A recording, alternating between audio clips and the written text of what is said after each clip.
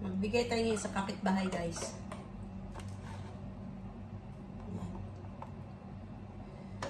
O, diba?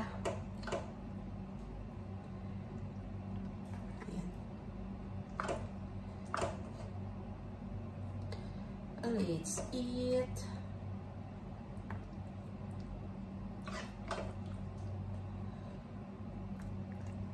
So, ayan na.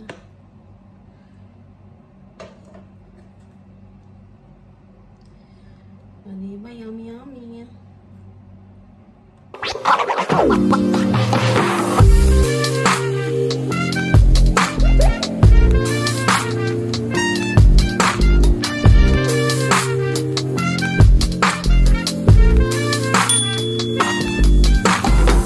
Hello guys! So ito, ayan, samahan nyo ako ngayon magluto tayo ngayon ng kakaiba sa bangus. Ito tayo magagata tayo ng bangus. So ayan ang ating bangus. Nilinis ko na yan. Kinat na rin sa 4 na piraso. Ayan ang ating ingredients.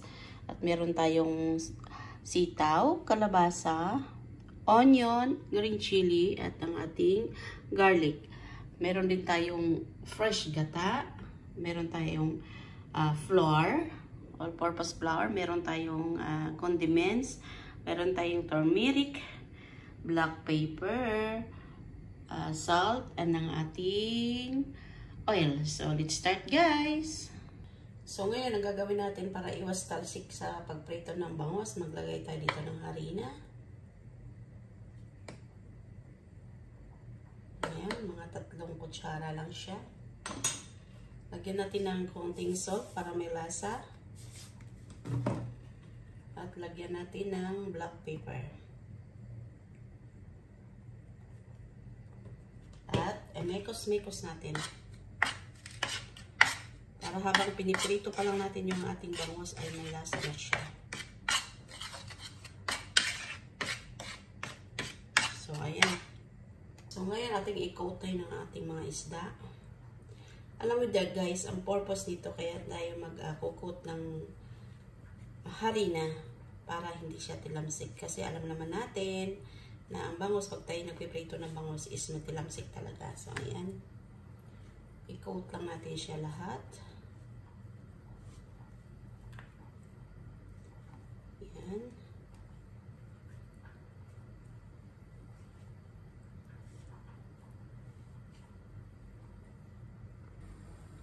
So, ayan guys, pirito na natin ang ating bangus. Ayan, nakita nyo na, di ba? Natilamsik. Ganun po ang purpose ng ating flour. Kaya tayo nagpo-coat. Ayan. Golden brown lang natin siya, guys. So, yun na guys. So, golden brown na. So, okay na yan. Kasi lutuin pa naman natin yun. So, haon din natin yun, guys.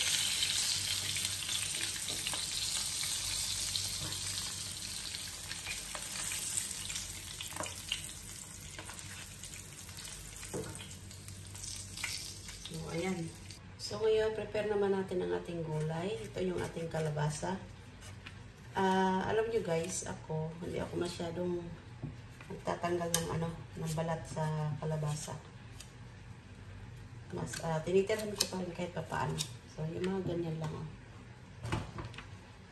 Tinatanggal ko lang yung medyo pangit ba na skin. Yan, kagaya niya, no? Tinatanggal ko yan. Pero yung makinis, hindi ko na yan tinatanggal. Ayan.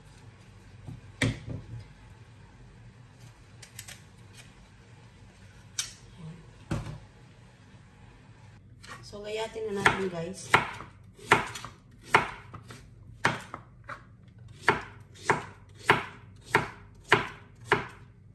Ganito lang guys, ganito lang kalalaki. Ayan. Ayan, ganyan. Para hindi siya labog na labog. Ayan. So, habang tayo nagagayat guys, inom muna tayo ng hibiscus. Uminom ba kayo nito guys? Ang sarap ng lasa nito.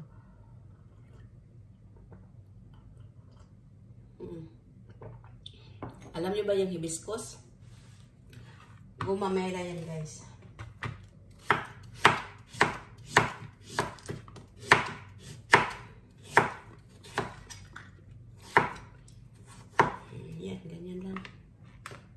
So, dito naman tayo ngayon sa sitaw.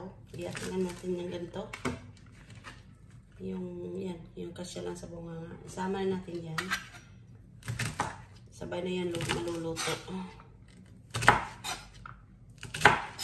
Yan.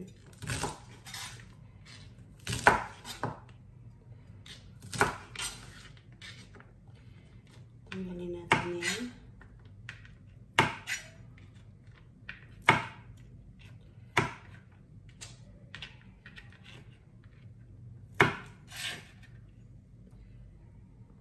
So, yan, dito naman tayo sa ating sibuyas. Gayatin lang natin yung ganyan.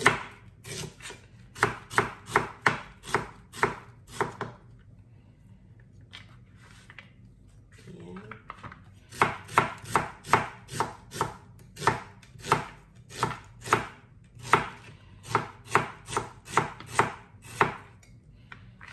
Ayan, at ang ating bawang, guys. So, ayan, marami tayong bawang.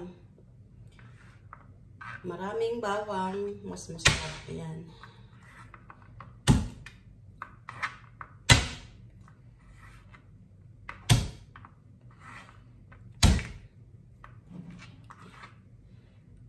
So, ayan na guys, maglagay tayo ng mantika guys dito. Yung pinagprito sa natin kayo ng bangos, yun din ang ating gagamitin para hindi naman siya sayang. So, ayan. Sibuyas. Guys, kung gusto nyo maglagay ng luya, pwede rin guys. Kasi wala akong luya. Kalimutan kong bumili. So, ayan, sibuyas.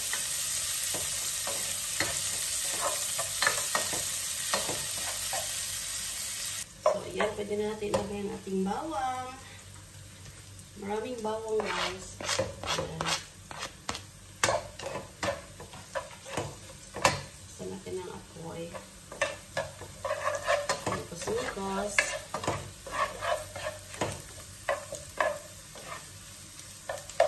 Kuntian nyo lang guys ang oil kasi gata ang ating gagawin dito. Kaya hanggat maaari control ang oil. So ayan. So ayan, luto na yung ating bawang. Lagyan natin ang ating mga gulay. Ayan.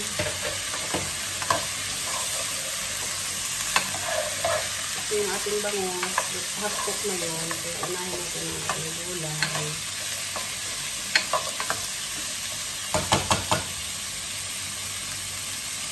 So, dahil kay luya, maglagay tayo ng turmeric.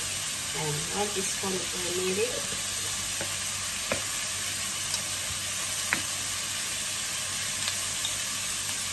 At ayan, pampalasa. 2 teaspoon.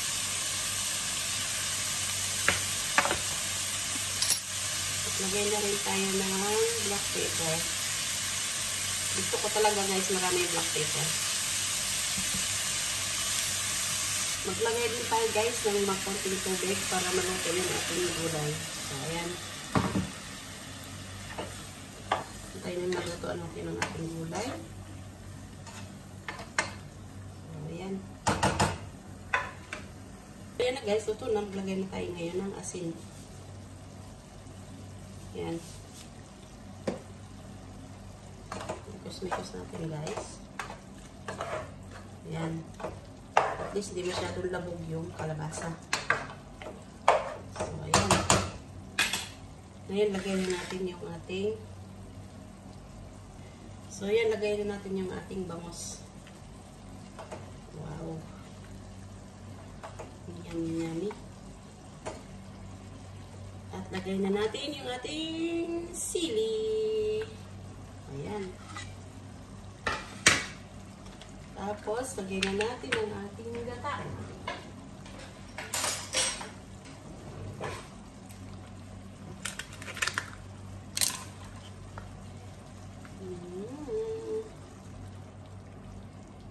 O, diba? Sarap.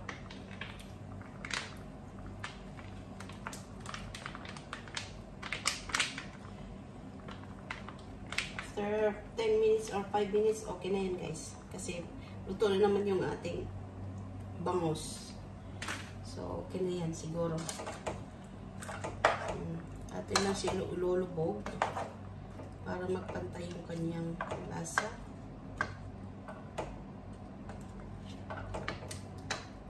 Ayan. Antayin lang natin na kumulo yung gata, guys. Wow. Ayan. So, ayan na guys, ang ating luto ng ulam. Bangus with coconut milk. Ginataang bangus. O, ayan. Sarap. Sabaw pa lang guys, ulam na siya. Ayan. So, let's eat guys.